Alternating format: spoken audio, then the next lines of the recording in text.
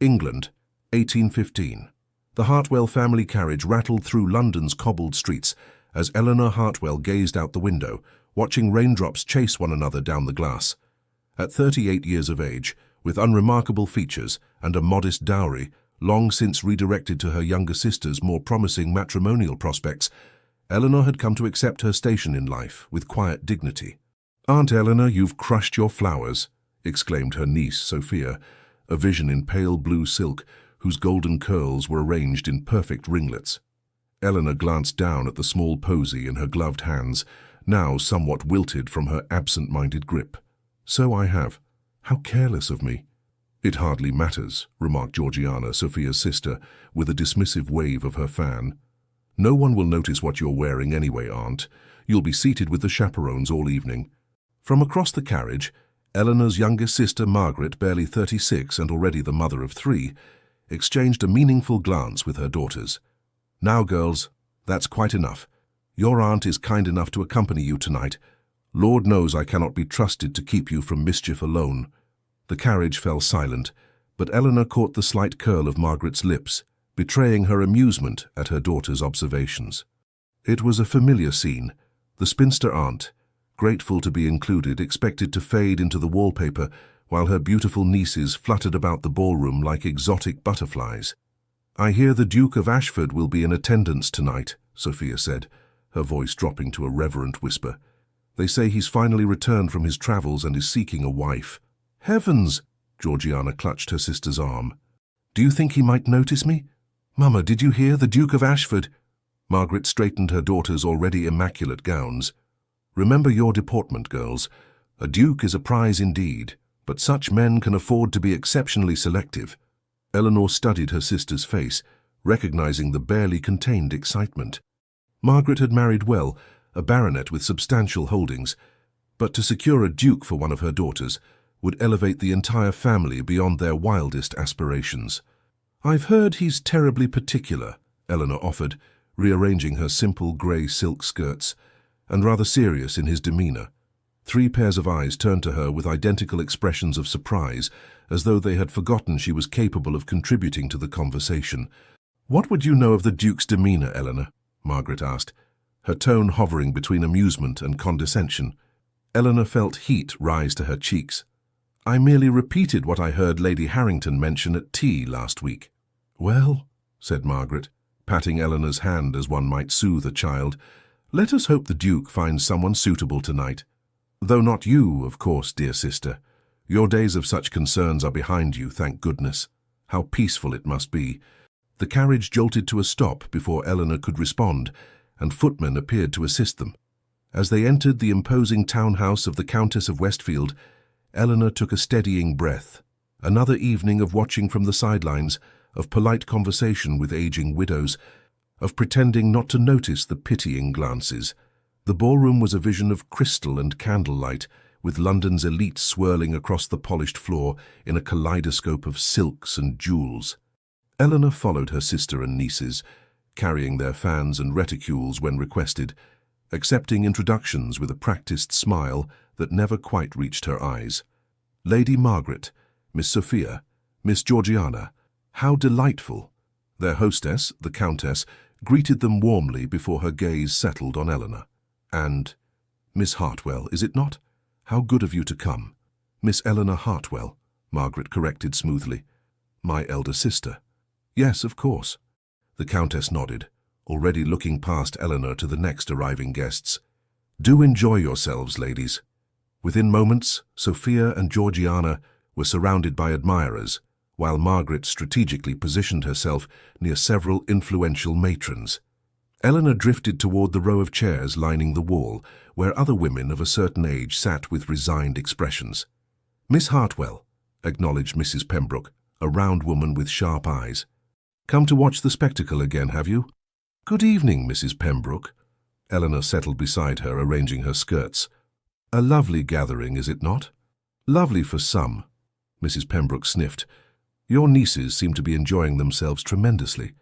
Eleanor followed her gaze to where Sophia laughed brightly, surrounded by no fewer than 5 gentlemen.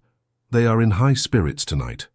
"I heard the Duke of Ashford is expected," whispered Mrs. Pembroke, leaning closer. Handsome as sin and twice as wealthy, they say. Every unmarried girl, and quite a few married ones, will be making eyes at him tonight. As if summoned by her words, a ripple of excitement passed through the ballroom. Heads turned, conversations paused, and a path seemed to clear through the crowd. Eleanor craned her neck slightly, curiosity getting the better of her. He stood in the entrance, tall and imposing, his evening clothes impeccably tailored to broad shoulders. Dark hair, a strong jawline, and features that even from a distance could only be described as classically handsome. The Duke of Ashford had arrived. "My word," breathed Mrs. Pembroke. "The rumours didn't do him justice." Eleanor watched as he made his way through the room, stopping occasionally to exchange pleasantries. His manner reserved but courteous. There was something in his bearing that set him apart.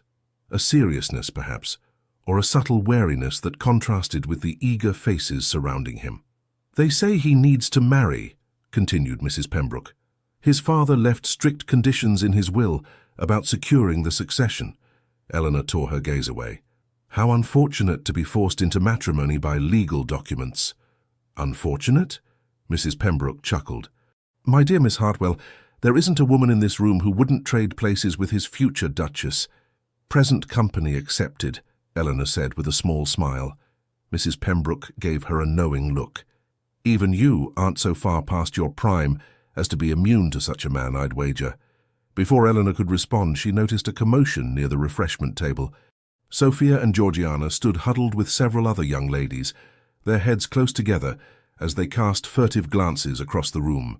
Following their gaze, Eleanor saw the Duke engaged in conversation with a vision in crimson silk, Lady Vivian Ashworth, renowned beauty and daughter of the Earl of Blackwood. "Now there's a match society would approve," commented Mrs. Pembroke. "Lady Vivian has been the incomparable of the season for 3 years running." Indeed, Lady Vivian was everything Eleanor was not: young, exquisitely beautiful, wealthy, and possessed of a confidence that bordered on arrogance. As Eleanor watched, Lady Vivian touched the Duke's arm lightly, her lips curving in a smile that was both inviting and calculated. The evening progressed in its predictable fashion. Eleanor watched her nieces dance, accepted a glass of punch from a passing footman, and made polite conversation with various matrons. She declined the few obligatory invitations to dance that came her way, typically from elderly gentlemen or very young boys fulfilling their social duties, preferring to avoid becoming a spectacle on the dance floor. During a particularly lively country dance, Eleanor slipped away from the ballroom, seeking a moment of respite in a small antechamber. The sounds of music and laughter faded as she closed the door behind her, leaving her in blessed quiet. She moved to the window, looking out at the darkened garden below. "Not fond of dancing, Miss Hartwell?" Eleanor whirled around, her heart leaping to her throat. The Duke of Ashford stood just inside the doorway, his expression unreadable in the dim light. "Your Grace," she curtsied deeply, mortified at being discovered. "Forgive me. I didn't realize anyone was here." "Nor I," he replied, his voice deep and measured. "I was seeking a moment's peace from the enthusiasm of the ballroom." Eleanor clutched her hands together. "I shall leave you to your solitude, Your Grace." "No need." He gestured to the window. "There's room enough for 2 people seeking quiet." Uncertain, Eleanor remained where she was, studying him cautiously. Up close, the Duke was even more striking, his features sharp but harmonious, his eyes a startling shade of blue that reminded her of winter skies. "You seem surprised, Miss Hartwell," he observed. "That you know my name?" "Yes, I confess I am." A slight smile curved his lips. "We have mutual acquaintances. Lady Harrington speaks highly of your character." "Lady Harrington is most kind," Eleanor replied, wondering why this powerful man would remember such an inconsequential detail about her. The Duke moved to stand beside her at the window, maintaining a respectful distance. "I find these events rather tedious, don't you?" The candid admission surprised her. "It would be improper for me to agree with a duke, I think." This drew a genuine chuckle from him. "Yet your expression suggests you do agree." "Perhaps," she conceded, allowing herself a small smile, "though my nieces find them delightful." "Ah, yes, the Misses Sophia and Georgiana Barrett. Charming young ladies." Eleanor raised an eyebrow. "You've met them?" "Briefly. They were introduced to me upon my arrival, along with half the eligible young ladies in London." There was a weariness in his tone that Eleanor found strangely comforting, as though even the most sought-after man in England could find the marriage mart tiresome. A comfortable silence fell between them as they gazed out at the garden. Eleanor was acutely aware of his presence beside her, of the faint scent of sandalwood and leather that surrounded him, of how utterly improper it was for her to be alone with him. "I should return," she said finally. "My sister will be wondering where I've gone." The Duke turned to her, studying her face with an intensity that made her breath catch. "Will she? I rather thought most chaperones were given considerable latitude to come and go as they please." The observation stung, accurate though it was. "Nevertheless, Your Grace, I should not wish to be missed." He inclined his head. "Of course. It was a pleasure, Miss Hartwell." As Eleanor reached for the door, the Duke spoke again. "Miss Hartwell." She turned, her hand on the latch. "Yes, Your Grace? I hope we might continue our conversation at another time." Unsure how to interpret such a remark, Eleanor merely curtsied again before slipping back into the corridor, her heart beating a strange rhythm against her ribs. When she returned to the ballroom, no one had noticed her absence. Her sister was deep in conversation with a viscountess, while Sophia and Georgiana were the centre of a circle of admirers. Only Lady Vivian Ashworth, her crimson dress a splash of blood against the pastel silk surrounding her, seemed to notice Eleanor's re-entry, her sharp eyes narrowing slightly before she turned back to her companions with a dismissive tilt of her head. Eleanor resumed her seat, her mind still lingering on the strange encounter with the Duke. Whatever had possessed him to speak with her, and why had the brief conversation felt so comfortable? "There you are." Margaret appeared suddenly, her face flushed with excitement. "Where have you been hiding?" The Duke of Ashford himself asked after Sophia not 10 minutes ago. Eleanor's momentary peace evaporated. "Did he? How fortunate." "Indeed. He may ask her to dance before the evening is out. Can you imagine? Our Sophia dancing with a duke." Margaret clutched Eleanor's hand, her eyes bright. "This could change everything for us, Eleanor. Everything." As Margaret hurried back to her daughters, Eleanor's gaze drifted across the room to where the Duke now stood. For the briefest moment, their eyes met, and she could have sworn he nodded slightly in acknowledgement before turning his attention to the Countess at his elbow. It was nothing, of course, a coincidence, a courtesy. Men like the Duke of Ashford did not notice women like Eleanor Hartwell. Not truly. She was simply a momentary diversion, a respite from the clamouring debutantes and ambitious mothers. By tomorrow, he would not remember her name. 3 weeks later, Eleanor found herself once again playing the role of dutiful chaperone, this time at the Blackwood Ball, the most anticipated event of the season. The Earl of Blackwood's townhouse was magnificent, with its marble columns and gilded ceilings, its grand staircase draped in exotic flowers at what must have been ruinous expense. "Do stop fidgeting, Aunt Eleanor," Sophia hissed as they entered the ballroom. "You're drawing attention." Eleanor stilled her hands, which had indeed been nervously adjusting her lace collar. She wore her best gown tonight, a midnight blue silk that had been remodeled 3 times since its original making 6 years ago. It was respectable, if not fashionable, and the colour at least was flattering to her pale complexion and dark hair. "I apologize," she murmured. "The crowds make me somewhat anxious." Sophia rolled her eyes, already scanning the room for more interesting company. "Then do what you always do, and find a corner to hide in. Just don't embarrass us." "Sophia," Margaret admonished, though without much conviction. "Mind your tongue." They were interrupted by the approach of a young man with a pleasant face and eager manner. "Miss Sophia, I've been watching for you. Might I claim the first dance?" As Sophia was swept away, Georgiana close behind with her own partner, Margaret turned to Eleanor with a conspiratorial smile. "The Duke is here again tonight. He's danced with Sophia twice in the past fortnight." "Has he? How promising." Eleanor kept her tone neutral, though her stomach tightened inexplicably.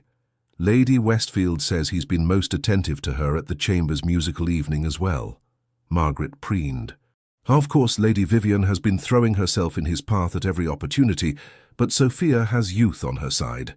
Eleanor nodded absently, her gaze drawn across the room to where Lady Vivian stood in a stunning gown of emerald green, holding court amid a circle of admirers. The lady was undeniably beautiful, with her perfect features and glossy dark curls, but there was a hardness to her smile that Eleanor found unsettling. "Eleanor, are you listening to me?" Margaret prodded. Yes, of course. Sophia's prospects, very promising. Margaret sighed. Go and sit with Mrs. Pembroke, why don't you? I need to speak with Lady Harrington about the possibility of securing an invitation to her country estate this summer. Released from immediate duty, Eleanor made her way to the row of chairs where the chaperones and wallflowers congregated. Mrs. Pembroke was already there, resplendent in purple satin and an impressive turban adorned with feathers. Miss Hartwell, come sit by me and tell me what you make of the spectacle tonight. She patted the chair beside her. Have you noticed how Lady Vivian watches the Duke? Like a cat eyeing a particularly plump canary.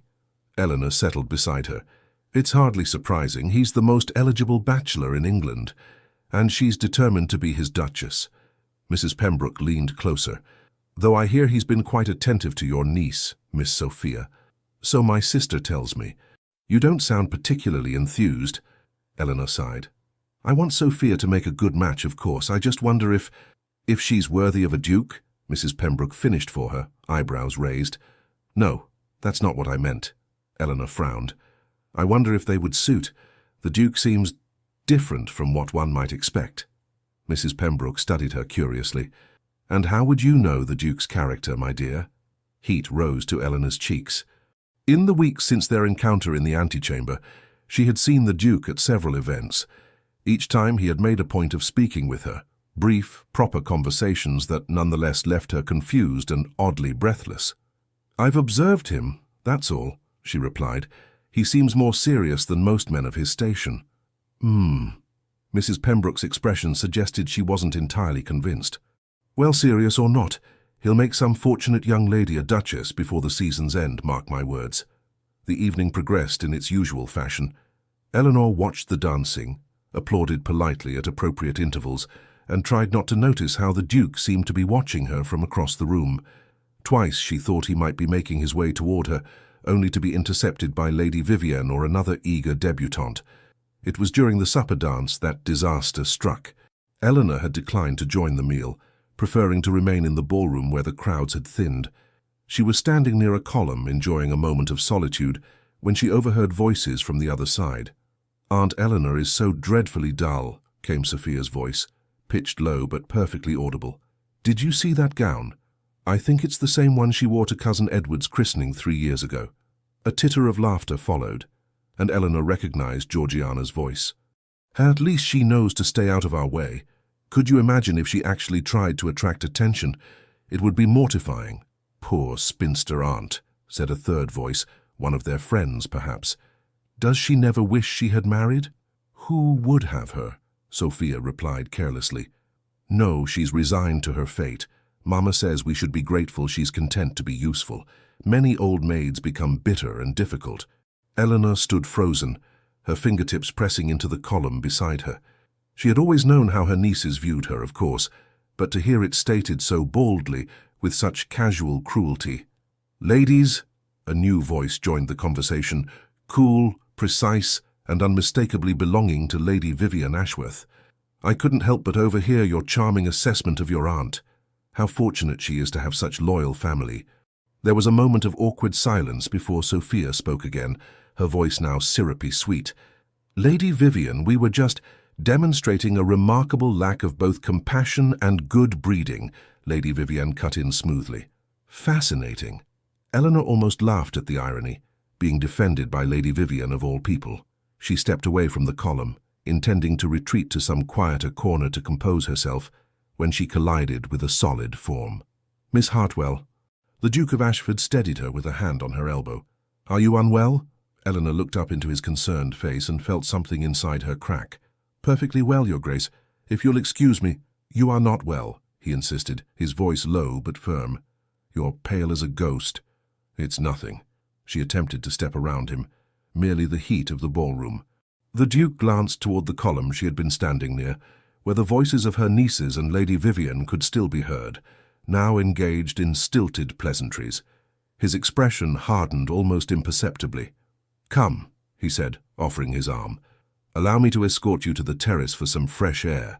It was improper, of course, a scandal waiting to happen. But Eleanor found herself too numb with humiliation to care. She placed her fingers lightly on his offered arm, and allowed him to guide her through a set of French doors onto the terrace that overlooked the gardens. The night air was cool against her heated skin, the distant sounds of music and laughter muted by the heavy doors closing behind them. Eleanor moved to the stone balustrade, drawing deep breaths, acutely aware of the Duke standing silently beside her. "I apologize for my momentary weakness, Your Grace," she said finally. "It was unforgivably dramatic of me." "There is nothing to forgive." His voice was gentle. "I heard enough to understand." Fresh mortification washed over her. "You heard them?" "Not intentionally." He joined her at the balustrade, his profile sharp against the night sky. "Your nieces lack both discretion and kindness, it seems." Eleanor stiffened. "They are young, Your Grace. Youth is often careless.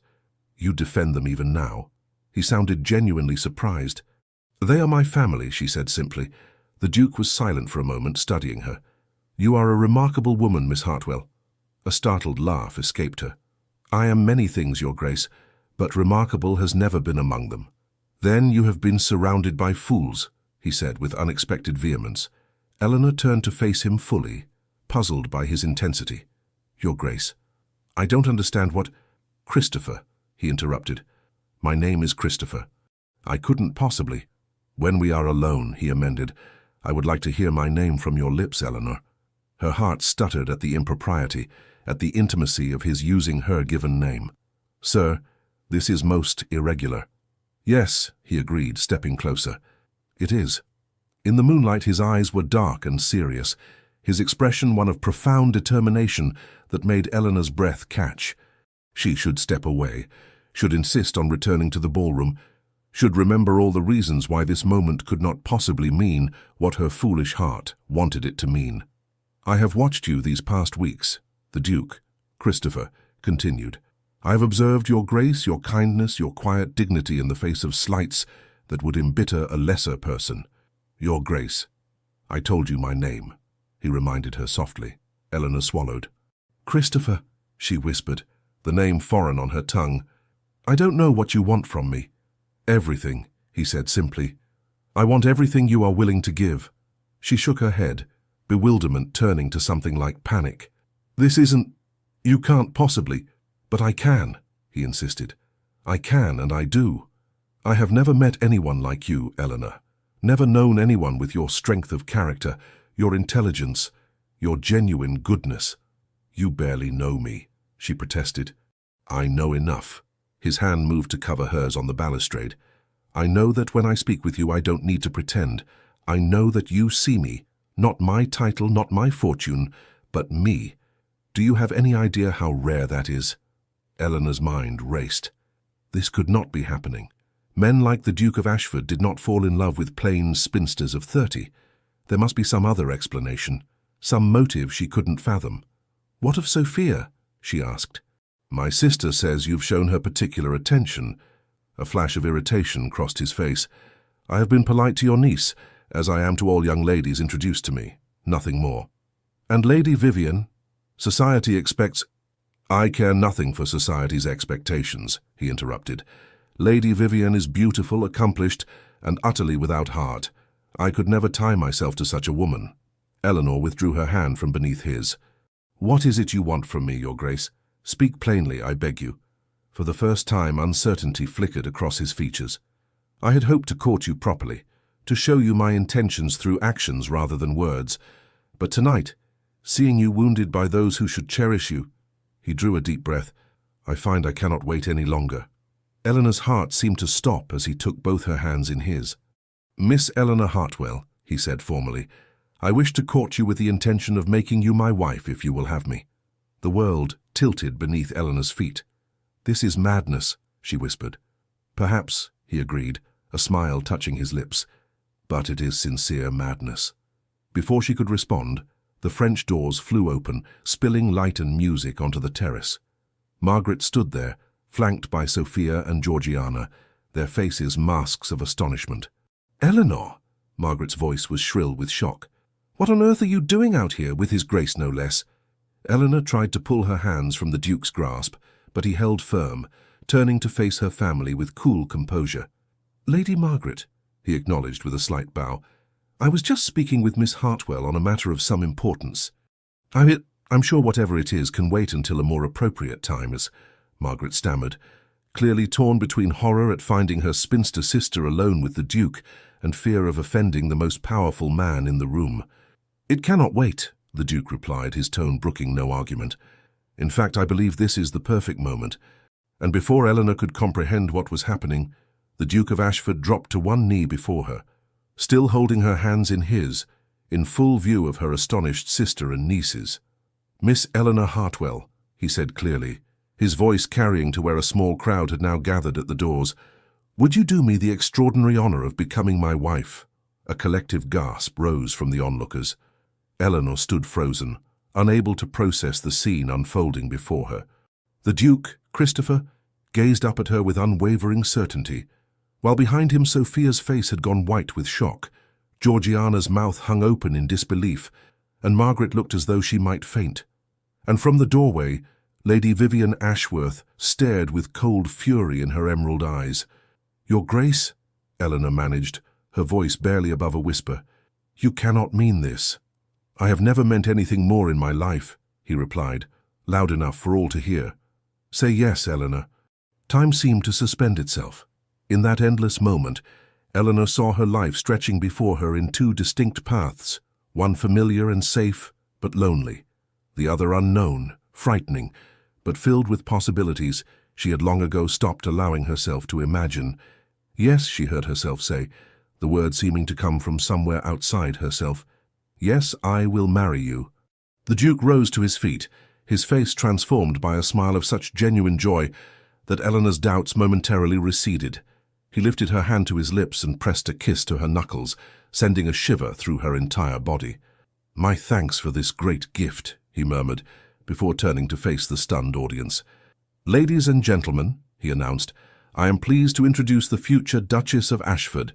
The silence that followed was broken by a single sound, the sharp crack of a fan snapping shut as Lady Vivian turned on her heel and disappeared into the crowd. News of the engagement spread through London like wildfire. By morning, it was the only topic of conversation in drawing rooms and gentlemen's clubs alike. The pattern was always the same: initial disbelief, followed by speculation about Eleanor's character or the Duke's sanity, culminating in the inevitable conclusion that she must possess some hidden quality that had captured his interest. "The gossip is relentless," Margaret complained, pacing Eleanor's bedchamber the following afternoon. "Lady Harrington called this morning to offer congratulations, but I could see the questions in her eyes. What am I supposed to tell people?" Eleanor sat at her dressing table staring at her reflection with a sense of unreality. "The truth, I suppose, that the Duke asked for my hand, and I accepted." "But why?" Margaret threw up her hands in exasperation. "Why you? Why not Sophia or any of the dozens of eligible young ladies who have been paraded before him this season?" The question stung, though Eleanor had asked herself the same thing countless times since the previous night. "I don't know, Margaret. He says he values my character." Margaret snorted. "Character? Men like the Duke of Ashford don't marry for character. They marry for beauty, connections, or fortune, none of which you possess in abundance, I'm sorry to say." "Thank you for that assessment," Eleanor replied dryly. Her sister stopped pacing and sank onto the edge of the bed. "I don't mean to be cruel, Eleanor. I'm simply bewildered and concerned." "Are you certain this isn't some kind of jest? The Duke doesn't strike me as a man who makes jests of this nature." "No, perhaps not." Margaret frowned. "Still, there must be something we're not seeing, some reason beyond the obvious." Eleanor turned to face her sister. "Is it truly so impossible to believe a man might value me for myself?" Margaret's expression softened. "Oh, Eleanor, I don't doubt your worth, but you must admit this is unprecedented. A duke, and one of the most eligible men in England at that." "I know." Eleanor's hands twisted in her lap. "Believe me, I know how absurd it seems." A tentative knock at the door interrupted them. Sophia entered, her usual confident demeanor replaced by an uncharacteristic hesitancy. "Aunt Eleanor," she began, hovering by the door, Georgiana and I, we wanted to offer our congratulations." Eleanor raised an eyebrow. "How generous of you." Sophia flushed. "We also, that is, about what was said last night before the Duke." I believe I heard quite enough of your thoughts on the matter, Eleanor said quietly. Margaret looked between them. What's this? What did you say, Sophia? Sophia's blush deepened.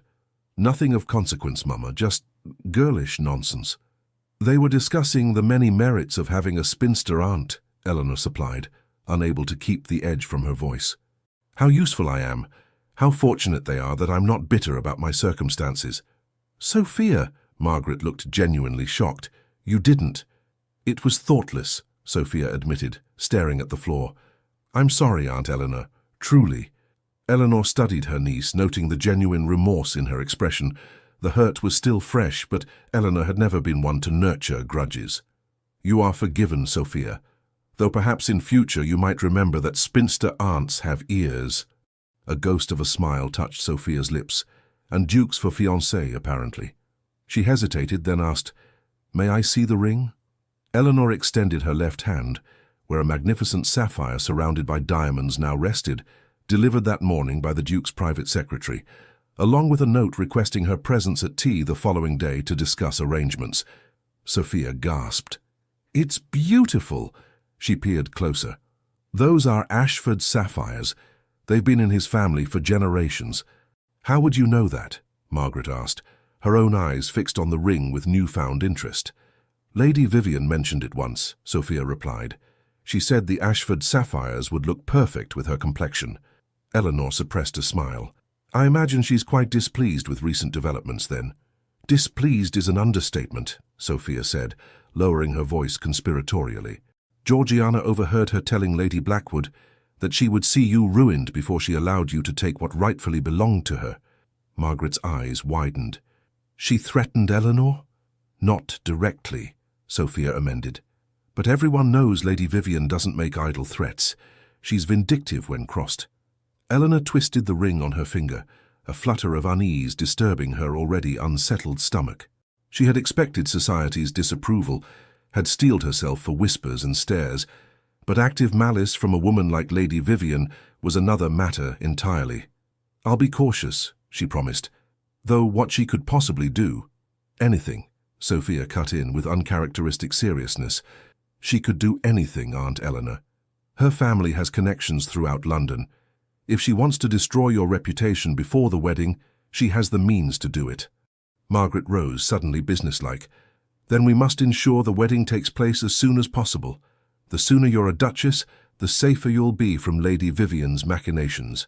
The Duke mentioned a June wedding, Eleanor said, recalling the brief discussion on the terrace after his proposal. June? Margaret frowned. That's 2 months away. Too long. We should press for May at the latest. Eleanor shook her head.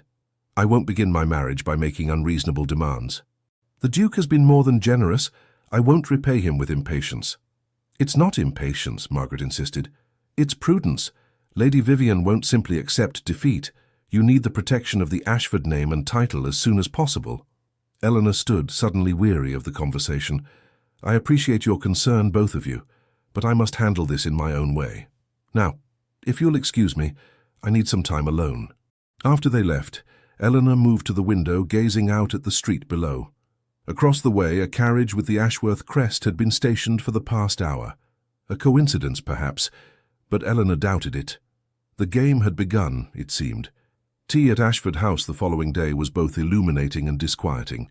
The Duke, Christopher as he insisted she call him in private, was as attentive and charming as ever, showing her through the grand rooms of what would soon be her home with obvious pride. The Duchess's chambers haven't been used since my mother's time, he explained, leading her into a suite of rooms decorated in a style that had been fashionable 20 years earlier. You may, of course, redecorate to your taste. Eleanor ran her fingertips along a delicate rosewood writing desk. It's beautiful as it is. Christopher studied her face. You're overwhelmed. A little, she admitted. Yesterday I was a spinster aunt living on my sister's charity. Today I'm to be mistress of all this. She gestured to encompass the grandeur surrounding them. He moved closer, taking her hands in his. You'll adapt magnificently. I have complete faith in you. The warmth in his eyes made her breath catch. Why me? She asked softly, the question that had been burning inside her since his proposal. Of all the women in London, why choose someone like me? His expression grew serious. Because with you, I can be myself. Not the Duke, not the fortune, just the man. Do you know how rare that is? Every woman I've met since taking the title has seen only what I represent. Status, wealth, power.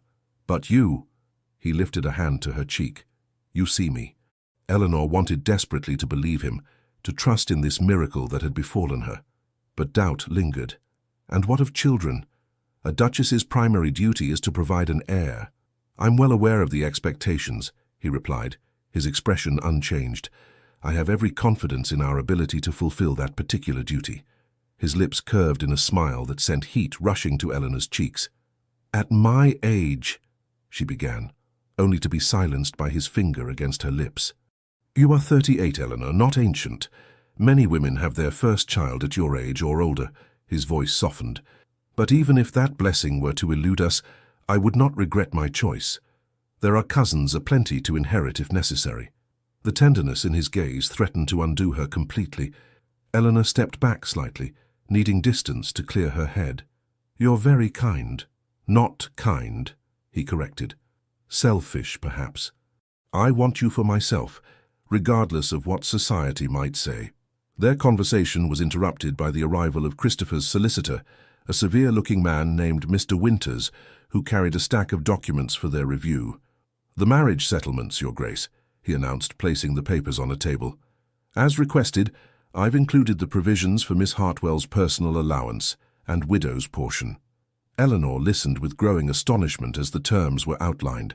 The Duke was offering her an unprecedented degree of financial independence, a generous quarterly allowance, properties in her name, jewels and carriages at her disposal, and a widow's portion that would make her one of the wealthiest women in England should he predecease her.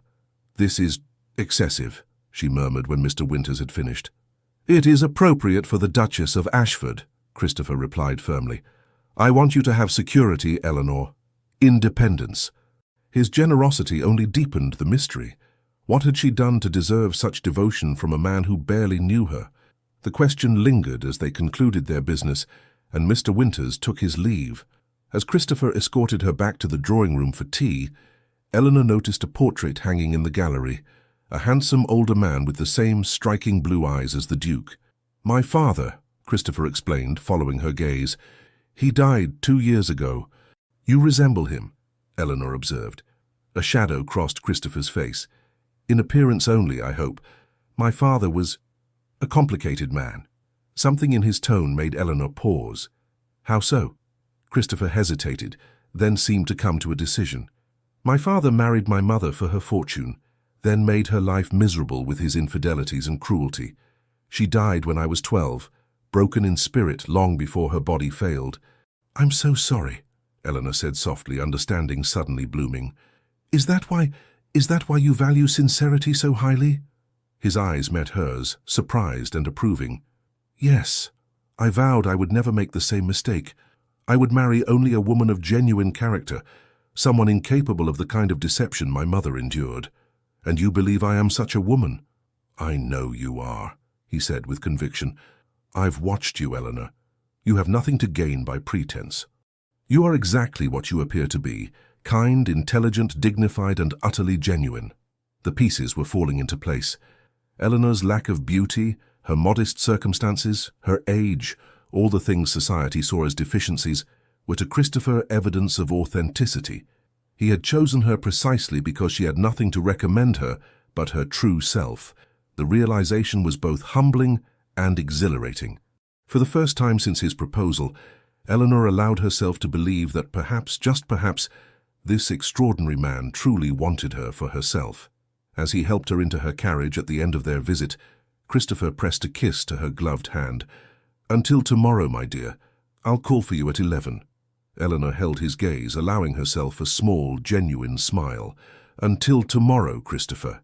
She carried the warmth of that moment with her as the carriage pulled away, only to have it shattered when she noticed a familiar figure watching from a passing landau. Lady Vivian, her perfect features set in an expression of cold calculation. The weeks leading up to the wedding were a whirlwind of activity. Eleanor found herself thrust into a social prominence she had never experienced. Invited to events, where she had previously been merely tolerated, courted by matrons who had once ignored her existence, and studied with frank curiosity by everyone from servants to duchesses. Through it all, Christopher remained attentive and supportive, escorting her to dinners and soirees, arranging meetings with modistes for her trousseau, and introducing her to the circle of friends and connections she would soon call her own. Eleanor came to treasure their private conversations, the moments when away from prying eyes they could speak freely. Christopher, she discovered, possessed a dry wit and a keen intellect that matched her own. He loved literature and music, despised pretension, and harbored a secret fondness for apple tarts that made him seem endearingly human despite his exalted position. But even as Eleanor's affection for her fiancé deepened, so too did Lady Vivian's campaign against her. It began subtly, invitations that mysteriously went astray, social slights too small to acknowledge but too pointed to ignore, whispers that fell silent when Eleanor entered a room. Then came more overt attacks. Anonymous letters were delivered to Ashford House, alleging improprieties in Eleanor's past. A rumour circulated that she had once been engaged to a merchant who had broken the engagement upon discovering some moral failing on her part. At a musical evening, Eleanor overheard Lady Vivian suggesting to a group of matrons that perhaps the Duke's sudden engagement indicated a necessity for haste that propriety forbade her from naming explicitly. "She's determined to destroy my reputation," Eleanor confided to Christopher one afternoon as they walked through the gardens of his country estate, where they had retreated for a few days of peace. "Let her try," he replied, his jaw set in determination. "No one who matters will believe her insinuations." "But don't you see? This is precisely why people are so eager to believe the worst. Our engagement makes no sense to society. They're looking for an explanation, and Lady Vivian is providing one." Christopher stopped, turning to face her. "Do you regret accepting my proposal?" "No," Eleanor answered without hesitation. "I could never regret that. But I fear what her vendetta might do to you, to your position." His expression softened.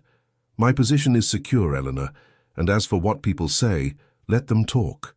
In a month's time you'll be my wife, and Lady Vivian will be nothing more than a spiteful footnote in our story." Eleanor wished she could share his confidence, but a sense of foreboding had settled over her. Lady Vivian was not a woman to be underestimated, and her resources were considerable.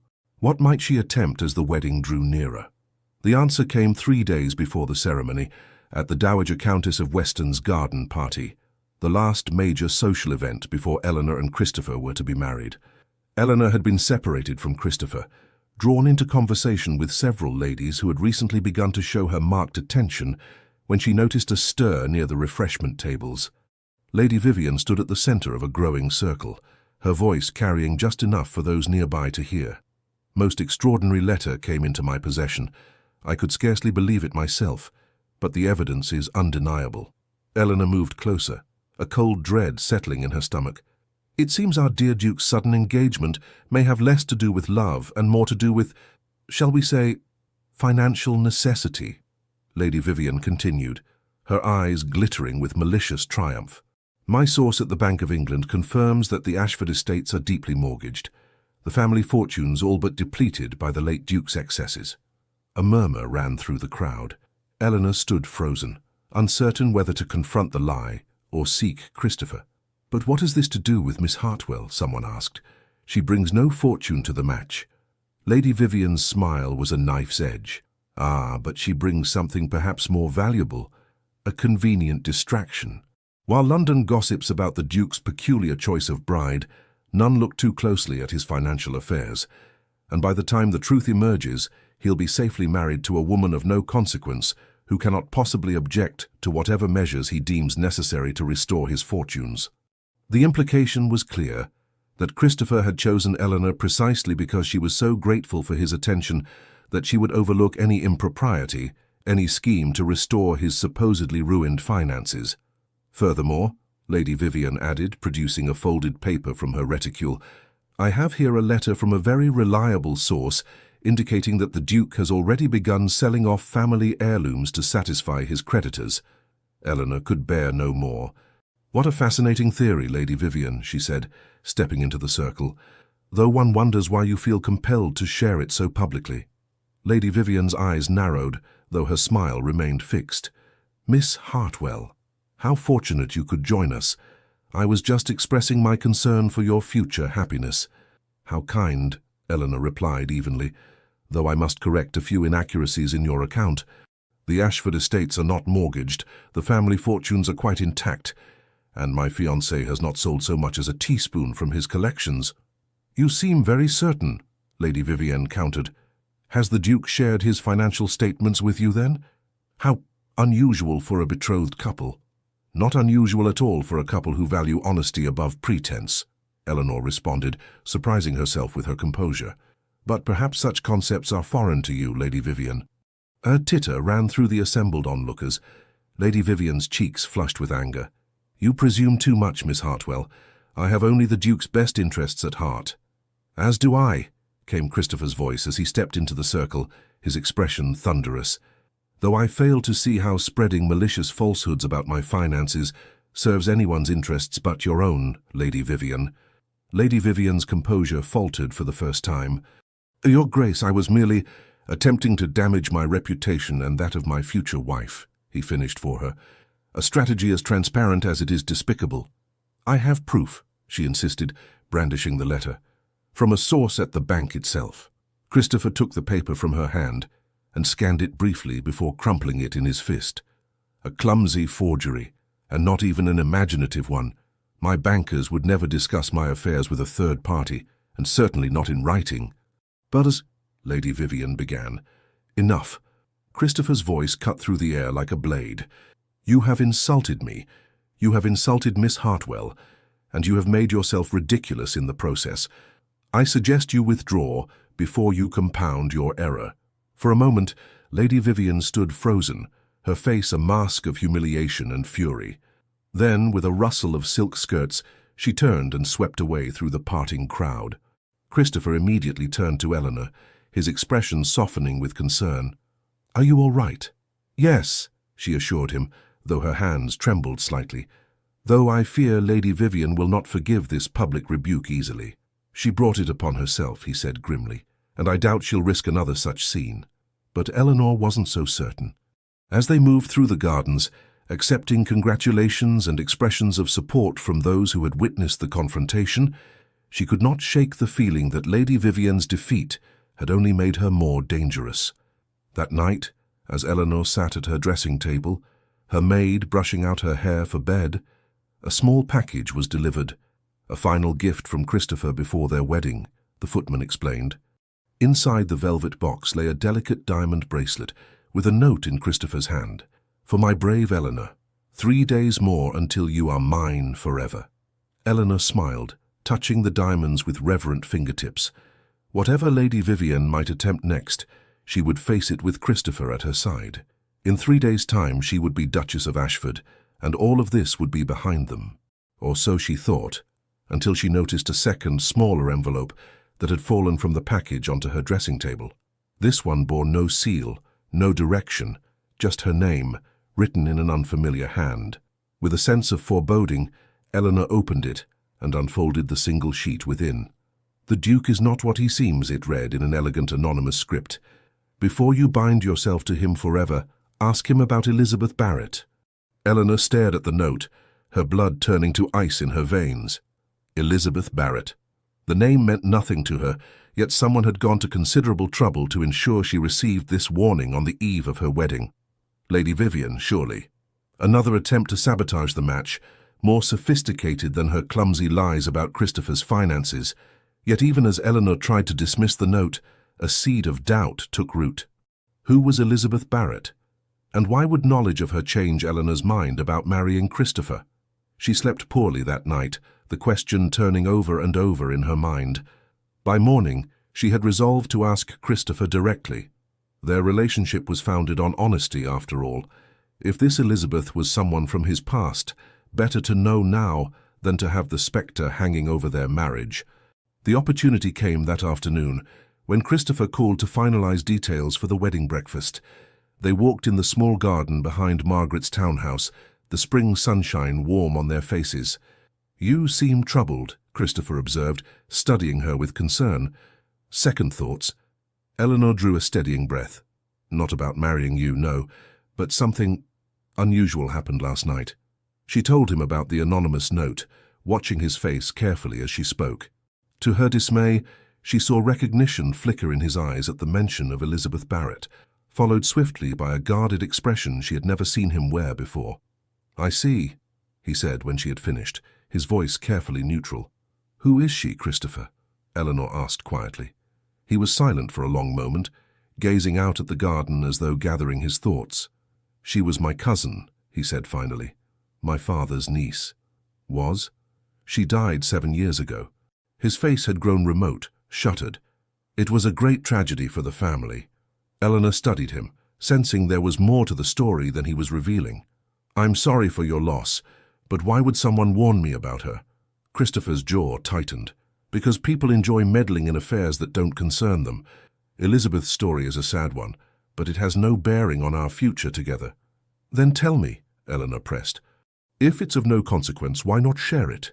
A flash of something, anger, fear, crossed his face before he mastered himself. "Very well. Elizabeth was a beautiful, spirited girl who lived with us after her parents died. She was like a sister to me. When she turned 18, my father arranged a marriage for her with a wealthy baron, a man 3 times her age with a reputation for cruelty." Eleanor's heart sank. She didn't want the match. She was desperate to avoid it, Christopher confirmed. "She begged my father to release her from the engagement, but he refused. The baron's connections were too valuable, the financial arrangements too advantageous to our family." "What happened to her?" Christopher's expression darkened. "The night before her wedding, she took her own life. She left a note blaming my father for forcing her into a match she couldn't bear." Eleanor covered her mouth with her hand. "How terrible!" "It was," he agreed grimly. "The scandal was immense. The baron threatened to sue for breach of contract. My father paid him off and hushed up the true circumstances of Elizabeth's death. Publicly, she died of a fever. Only family and a few close servants knew the truth." "I'm so sorry, Christopher," Eleanor said softly, reaching for his hand. "What a burden to carry." He accepted her touch but remained tense. "Now you understand why I was reluctant to speak of it. It's a dark chapter in my family's history, one I've tried to put behind me." "Of course," Eleanor nodded. "Thank you for telling me." Yet as they continued their walk, discussing wedding arrangements with forced cheerfulness, Eleanor couldn't shake the feeling that something about Christopher's account rang false. Not the facts themselves, perhaps, but the telling of them as though he had rehearsed the story, smoothing away rough edges that might catch on closer examination. When Christopher took his leave an hour later, kissing her hand with his usual tenderness, Eleanor was left with more questions than answers. Who had sent the note? And why now, just days before the wedding? The answer came in the form of an unexpected visitor. Eleanor was in the drawing room, reviewing final arrangements for her wedding clothes, when the maid announced Lady Harrington. "My dear Miss Hartwell," the older woman greeted her, accepting a seat near the fire. "Forgive the intrusion, but I felt compelled to call on you before your big day." "It's no intrusion at all," Eleanor assured her, though she was puzzled by the visit. Lady Harrington had always been kind to her, but they were not particularly close. "Would you like some tea?" "No, thank you, I won't stay long." Lady Harrington removed her gloves, her expression unusually grave. "I've come about a rather delicate matter, concerning your fiancé." Eleanor's heart stuttered. "Oh? I understand you received a message about Elizabeth Barrett." Eleanor stared at her in shock. "It was you who sent the note?" Lady Harrington nodded. "I did. And before you ask, no, I am not trying to prevent your marriage. On the contrary, I have the highest regard for the Duke and believe he will make you an excellent husband." "Then why?" "Because you deserve to know the whole truth before you make your vows," Lady Harrington said firmly. "The Duke told you about Elizabeth's death, I presume?" "Yes," Eleanor confirmed. "He said she took her own life rather than marry the man his father had chosen for her." "That much is true," Lady Harrington acknowledged. "But there's more to the story. A part the Duke may be reluctant to share, though it reflects no ill on him personally." Eleanor clasped her hands tightly in her lap. "Please, continue." "Elizabeth was with child when she died," Lady Harrington said quietly. "The father was a young man of good family but modest means, someone the late Duke considered entirely unsuitable. When he discovered the relationship, he arranged the marriage to the Baron immediately to conceal the scandal.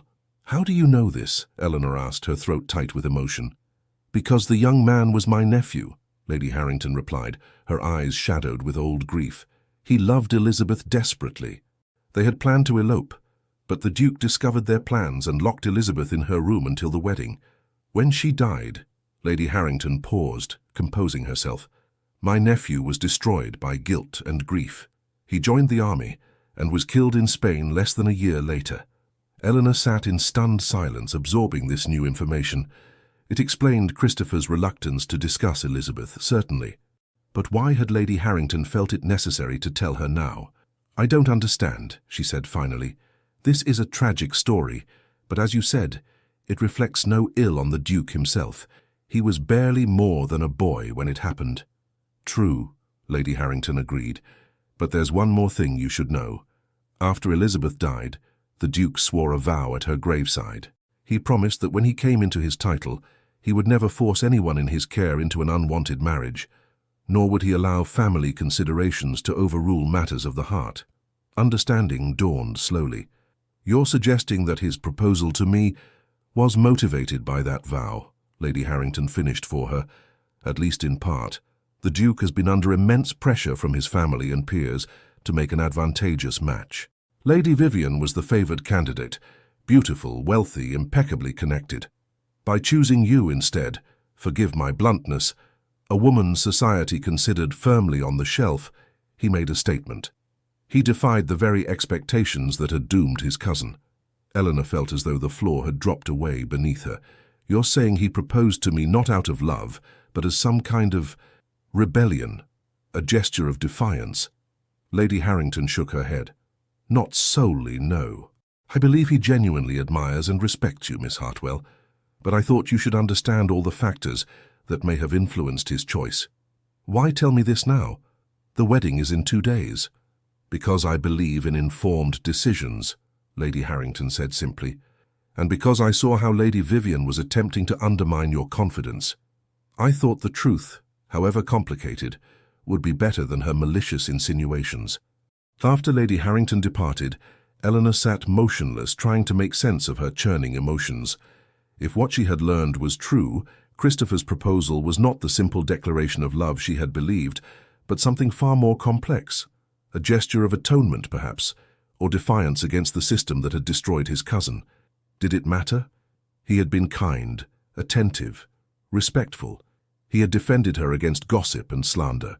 Did his motivations change the fact that he had chosen her above all others? Yes, she decided with a heavy heart. It mattered very much indeed. The confrontation came that evening, when Christopher called unexpectedly, eager to share news about an additional wedding gift he had arranged. He found Eleanor in the small sitting room she used as her private retreat, her face pale and composed, her eyes shadowed with doubt. "What's happened?" he asked immediately, crossing to take her hands. "Are you unwell?" Eleanor gently withdrew her fingers from his grasp.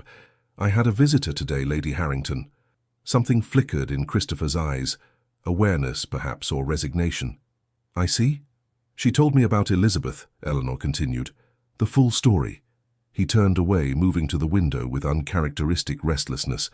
"I should have realized she might approach you. Lady Harrington has always felt responsible for what happened, though she wasn't to blame." "Why didn't you tell me yourself?" Eleanor asked quietly.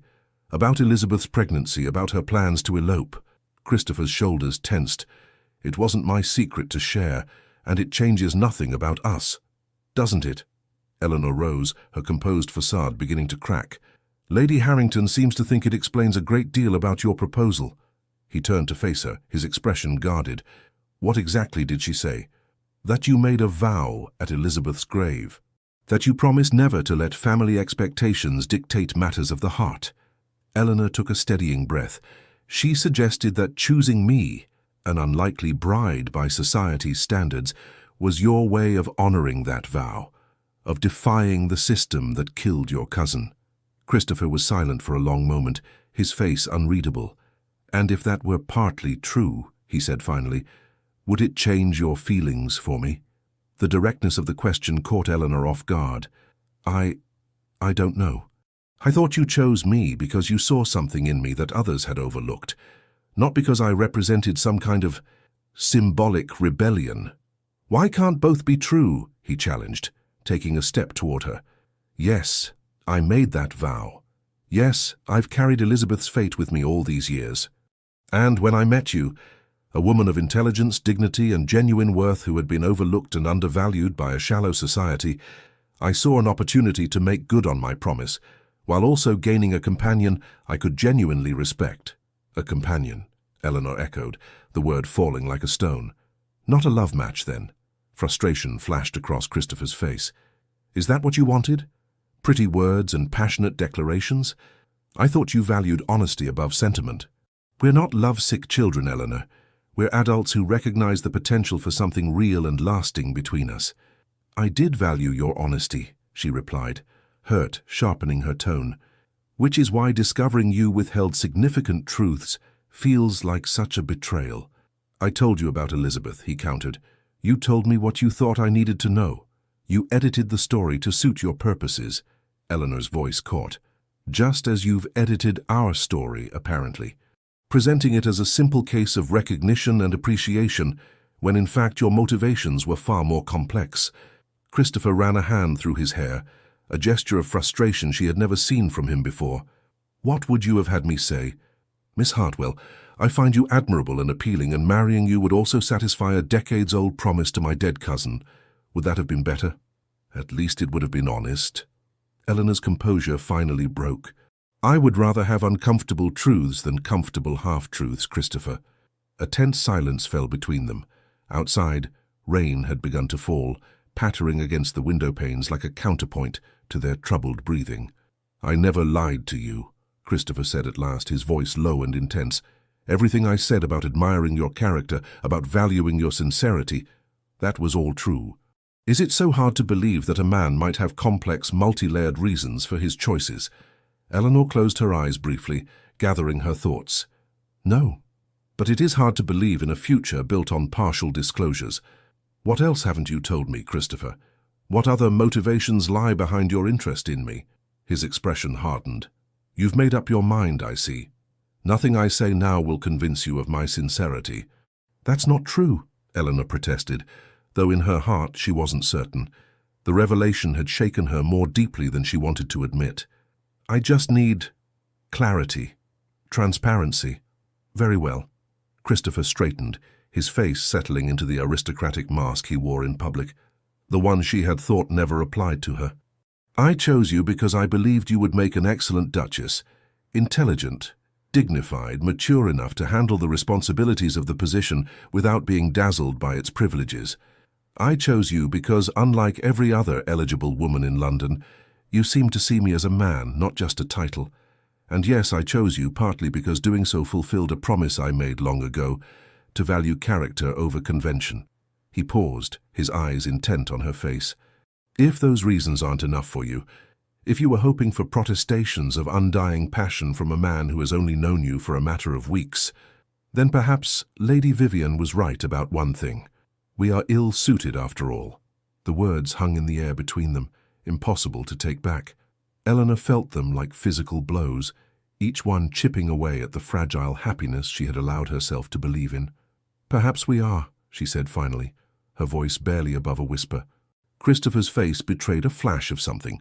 Regret, pain, before settling back into impassivity. Then I release you from our engagement, Miss Hartwell. I'll make the necessary announcements myself to spare you the gossip as much as possible. He bowed formally, as though they were strangers at a ball rather than lovers on the brink of marriage. I wish you every happiness. And then he was gone, the door closing behind him with a quiet click that nonetheless echoed in Eleanor's ears like a thunderclap.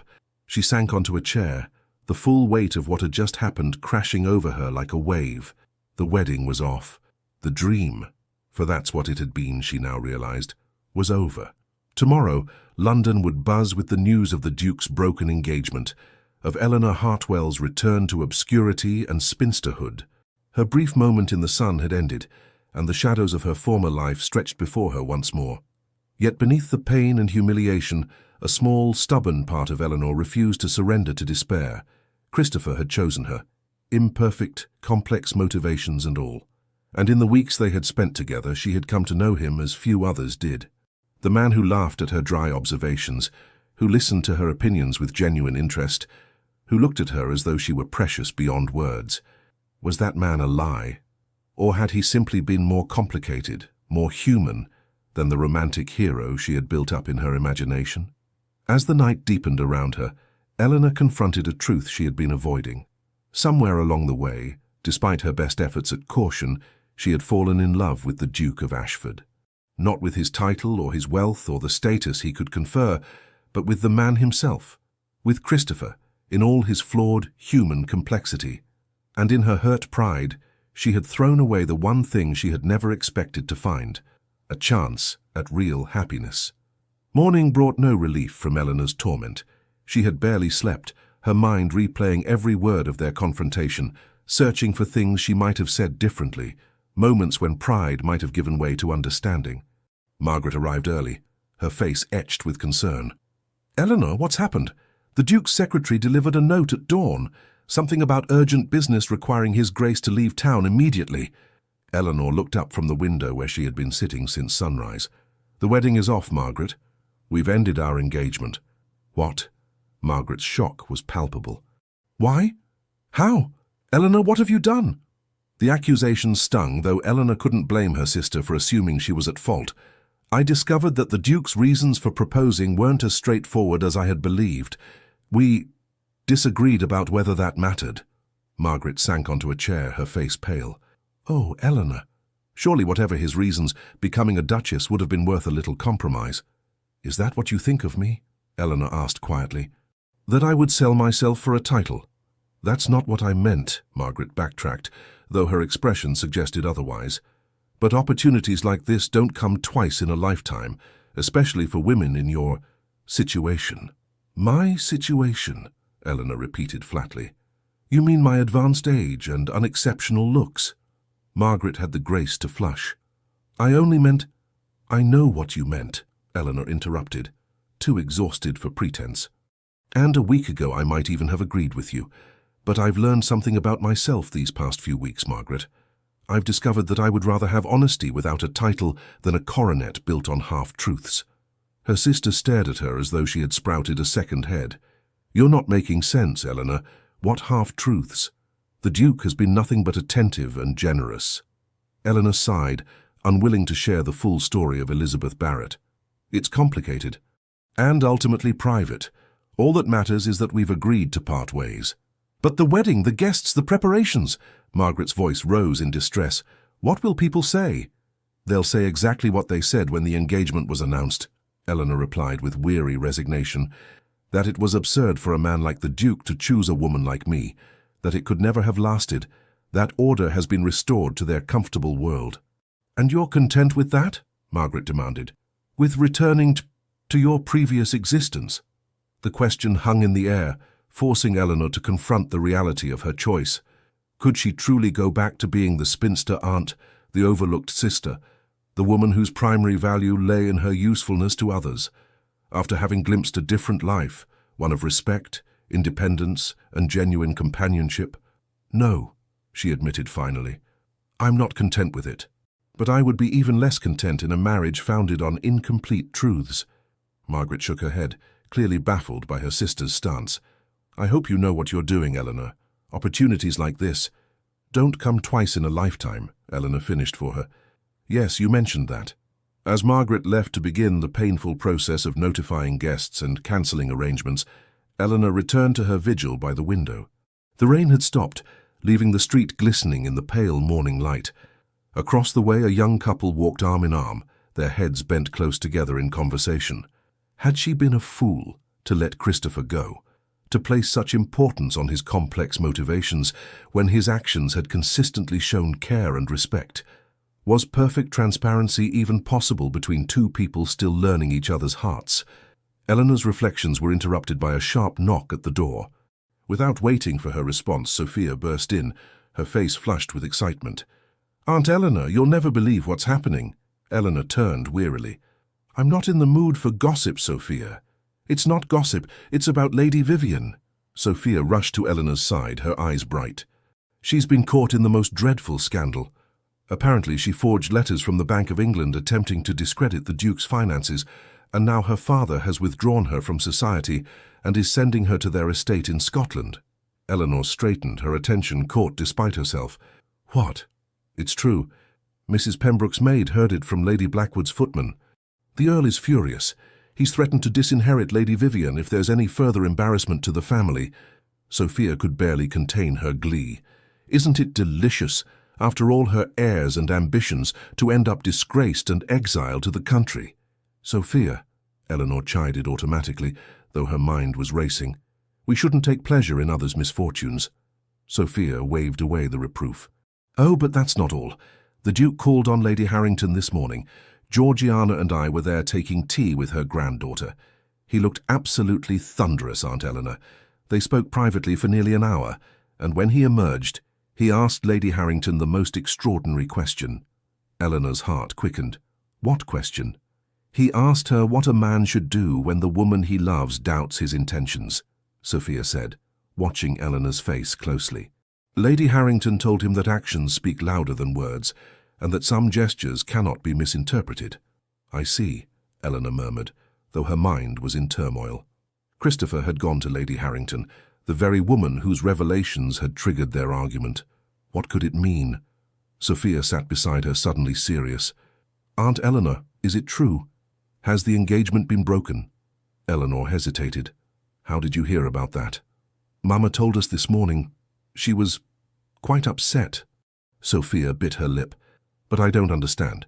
The Duke is clearly devoted to you. Anyone with eyes can see it. It's complicated, Sophia. Is it? Sophia challenged, displaying unexpected maturity. Because from what I've observed, he looks at you the way Papa used to look at Mama, like you're the center of his world. Eleanor blinked, startled by the observation. That's not... It is, Sophia insisted. I know I've been thoughtless, Aunt Eleanor. I said cruel things about you that I deeply regret. But even I can see that the Duke of Ashford loves you. Whatever has happened between you, surely that's worth fighting for. Before Eleanor could respond, the maid appeared at the door. Excuse me, miss. There's a gentleman here to see you, the Duke of Ashford. Eleanor's heart leapt to her throat. The Duke? Here? Yes, miss. He's most insistent. Sophia jumped to her feet, squeezing Eleanor's hand. Remember what I said, Aunt. Some things are worth fighting for. With that, she slipped out, leaving Eleanor to compose herself as best she could. A moment later, Christopher stood in the doorway, his expression a complex mixture of determination and vulnerability that made her breath catch. Miss Hartwell, he began formally, then seemed to abandon pretense. Eleanor, forgive the intrusion, but I couldn't leave matters as they stand between us. Eleanor rose on unsteady legs. I thought you had left town. A necessary fiction, he admitted. I needed time to attend to certain matters before seeing you again. What matters? Christopher moved further into the room, stopping a respectful distance from her. I went to see Lady Harrington this morning. We had a frank conversation about her revelations to you. I heard, Eleanor said softly. Did you also hear that she regrets the pain her well-intentioned disclosure caused? Christopher asked. She meant to arm you with the truth against Lady Vivian's machinations, not to drive a wedge between us. Eleanor studied his face, so dear to her despite everything. It wasn't Lady Harrington who drove that wedge, Christopher. It was the realization that you had withheld significant truths from me. Yes, he acknowledged, surprising her with his directness. I did, and I was wrong to do so. I told myself I was protecting Elizabeth's memory, and perhaps there was truth in that. But I was also protecting myself from vulnerability, from the risk of revealing too much of my heart. He took a step closer, his eyes never leaving hers. The truth, Eleanor, the whole truth is that I began with complex motivations. Yes, Elizabeth's fate influenced me. Yes, I was drawn to you partly because you represented a different path, a rejection of the values that had destroyed her. But what began as admiration and respect quickly became something far deeper and more profound. Eleanor's heart thundered in her chest. What are you saying, Christopher? I'm saying that I love you, he declared, the words ringing with conviction. Not as a symbol or a statement, but as a woman. Intelligent, dignified, compassionate, and utterly irreplaceable. I love your quiet strength, your wry observations, your unflinching honesty. I love the way you see through pretense, the way you value substance over show. I love that you demanded complete truth from me, even at the cost of your own happiness. Eleanor remained motionless, afraid that if she moved or spoke, the moment would shatter like glass. Christopher continued, his voice deepening with emotion. I was a coward yesterday. When you questioned my motives, I retreated behind pride rather than admitting the truth, that somewhere in these past weeks, you have become essential to me. That the thought of living without you feels like contemplating a return to darkness after knowing light. He closed the remaining distance between them, taking her hands in his. I cannot promise perfect transparency at every moment, Eleanor. I am a flawed man with a lifetime of habits not easily broken, but I can promise to try, to share my thoughts, my fears, my hopes with you as no one else. I can promise to build a life with you founded on mutual respect and growing love. Tears blurred Eleanor's vision. Christopher, Before you answer, he interrupted gently, there's something you should know. The announcement of our broken engagement has not been made. No one beyond your immediate family is aware of our disagreement. If you choose to send me away now, I will honor your decision with the utmost discretion and respect. Your reputation will remain untouched. The gesture, offering her a clean, dignified exit if she wanted it, touched Eleanor deeply. This was the man she had come to love, honorable, considerate, willing to place her needs above his own pride. And if I don't send you away? She asked, her voice barely above a whisper. Hope blazed in his eyes. Then the wedding proceeds as planned. We marry tomorrow, not as strangers bound by convenience or duty, but as partners who have glimpsed each other's true selves and chosen to walk forward together anyway. Eleanor took a deep breath. Searching his face for any hint of reservation or deceit, she found only sincerity, vulnerability, and a love that mirrored her own. I love you, Christopher, she confessed, the words both terrifying and liberating. Not the Duke, not the fortune, but you, with all your complexities and contradictions. I was hurt yesterday not because your motivations were imperfect, but because I feared I had built our relationship on false assumptions. No false assumptions, he assured her, only incomplete information. A situation I hope we can remedy over a lifetime together. Eleanor smiled, feeling the weight of doubt lift from her heart. I would like that very much. Christopher's face transformed with joy. He drew her into his arms, holding her as though she were infinitely precious. Is that a yes, Eleanor? Will you still be my wife?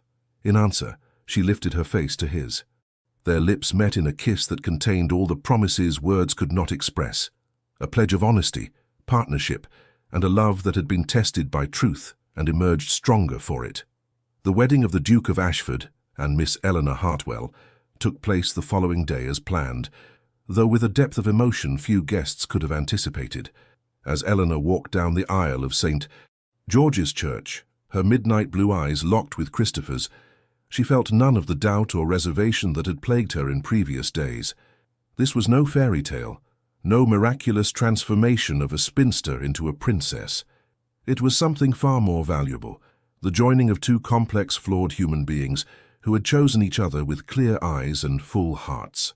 Sophia and Georgiana preceded her as bridesmaids, their faces alight with genuine happiness for their aunt. Margaret watched from the front pew with an expression of mingled bewilderment and relief, and from a discreet position near the back of the church, Lady Harrington nodded in quiet approval as the couple exchanged their vows. Lady Vivian Ashworth was conspicuous by her absence, though the whispers of her downfall provided a satisfying undertone to the celebrations. Society might never understand what had drawn the Duke of Ashford to the unremarkable Miss Hartwell, but as the couple departed the church amid a shower of flower petals and well-wishes, not even the most cynical observer could doubt the genuine affection that passed between them. 6 months later, the Duchess of Ashford stood in the morning room of their country estate, reading a letter with an expression of quiet satisfaction. "Good news?" Christopher asked, entering with the easy familiarity of a man completely at home with his wife. Eleanor smiled, setting down the paper. "From Margaret. It seems Sophia has received an offer from Lord Blackwood's youngest son. A love match, by all accounts." "Excellent," Christopher approved, coming to stand beside her. Your niece has shown remarkable growth in character these past months. I attribute it entirely to your influence." "Hardly," Eleanor demurred. Though she was pleased by the observation, she simply needed to look beyond her own interests to develop compassion. Christopher slipped an arm around her waist, drawing her against his side, a quality her aunt possesses in abundance. Eleanor leaned into his embrace, still sometimes amazed by the easy affection between them. "I had a letter from Lady Harrington as well. She mentions that Lady Vivian has become engaged to a Scottish baron. Apparently exile has suited her. She writes that Lady Vivian seems genuinely transformed by her time away from London society." "Redemption comes in many forms," Christopher murmured. "I wish her well." "As do I," Eleanor agreed, surprised to discover she meant it. The woman who had once seemed such a formidable enemy now appeared merely young and misguided, as Eleanor herself might have been in different circumstances. Christopher's hand moved to rest lightly on her abdomen, still flat beneath her morning dress. "And how are you feeling today? Any improvement?" Eleanor covered his hand with her own, a private smile passing between them. The news was still too new, too precious to share widely, but the doctor had confirmed it just days ago. By spring, the Ashford nursery would have an occupant for the first time in nearly 3 decades. "Much better," she assured him, "though Mrs. Winters insists I should rest more." "Wise woman, my housekeeper," Christopher said gravely, though his eyes danced with happiness. "Perhaps we should heed her advice. A quiet morning in the library? I could read to you." Eleanor lifted her face for his kiss, marveling at how completely her life had transformed in less than a year. From overlooked spinster to beloved wife, from resigned spectator to active participant in her own happiness. "I would like that very much," she said softly. "But first I have something for you." She moved to her writing desk and withdrew a small leather-bound volume. "I found this among your mother's possessions when we were reorganizing the family wing. I thought you might want to have it." Christopher opened the book carefully. Inside was a collection of pressed flowers, each labeled in a delicate feminine hand, with dates and locations noted beside them. "My mother's herbarium," he murmured, his fingers tracing the fragile specimens. "I had forgotten she kept this." "There's something else," Eleanor said gently, turning to the final page. There, pressed between the leaves, was a sprig of heather with a notation. "Elizabeth's favorite. May she find peace at last." Christopher's breath caught. "She knew," he whispered. "Mother knew about Elizabeth's unhappiness. She tried to help in her quiet way." "She did what she could within the constraints of her position," Eleanor agreed. "Just as you did, years later." He looked up, his eyes bright with emotion. "How do you always know the right thing to say?" "Practice," she replied with a smile, "and the confidence that comes from being truly known and loved anyway." Christopher closed the book carefully, then drew his wife into his arms. "Eleanor Ashford," he said softly, using the name that still thrilled her with its newness. "You have made me happier than I ever thought possible." As they stood together in the sunlit room, surrounded by the legacy of the past and the promise of the future, Eleanor knew with absolute certainty that this imperfect, complicated, wonderful love was a richer ending than any fairy tale could provide. Not because a duke had chosen a spinster, but because two people had found in each other exactly what they needed: understanding, acceptance, and the courage to be fully themselves, together. The end. Dear listener, isn't it curious how a fictional story set 2 centuries ago can illuminate corners of your heart you thought long forgotten? Eleanor's journey isn't just ink on paper, it's an invitation to reclaim the chapters of your life that others have tried to close prematurely. Society speaks in absolutes, too old, past your time, settled in your ways.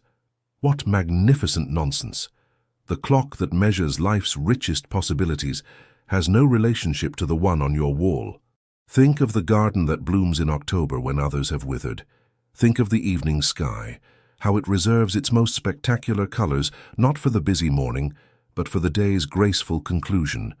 You are not diminished by your years. You are distilled by them. Tonight, as you lay your head down, whisper this truth to yourself. The most revolutionary act in a world obsessed with youth is to embrace your journey with unapologetic joy. Your value was never found in smooth skin or boundless energy, but in the unique constellation of experiences that make you magnificently you. Eleanor didn't just find love. She found herself beneath layers of expectations she'd internalized. Her greatest triumph wasn't capturing a duke's heart, but rediscovering her own worth independent of others' validation. Tomorrow, look in the mirror and greet yourself as you would a dear friend. Notice not what time has taken, but what it has carefully sculpted. The laugh lines that mark moments of joy, the steady gaze that has witnessed both heartbreak and wonder. Your story continues to unfold in ways the younger you could never have imagined. The most beautiful plot twists often arrive when the audience least expects them. Stand tall in the knowledge that you are not an epilogue. You are still very much the protagonist in a tale being written with each sunrise. Sleep peacefully tonight, cradled in the certainty that your most authentic self, the one that has weathered disappointments and celebrated quiet victories, is precisely the person the world needs now. With all our gratitude, Legends of the Fall Team. Thank you for staying with us until the very end of Eleanor and Christopher's journey. If their story touched something in your heart, please consider subscribing to our channel, leaving a like, writing a comment, and sharing this video with someone who needs to hear a tale of love and second chances. From the bottom of our hearts, your support is what keeps us going, helping us feel encouraged to create more stories filled with love, redemption, and unforgettable twists. At the end of this video, you'll see another suggested story from our channel. Click and be surprised by yet another emotional journey waiting just for you. Thank you for being here. The Legends of the Fall Team.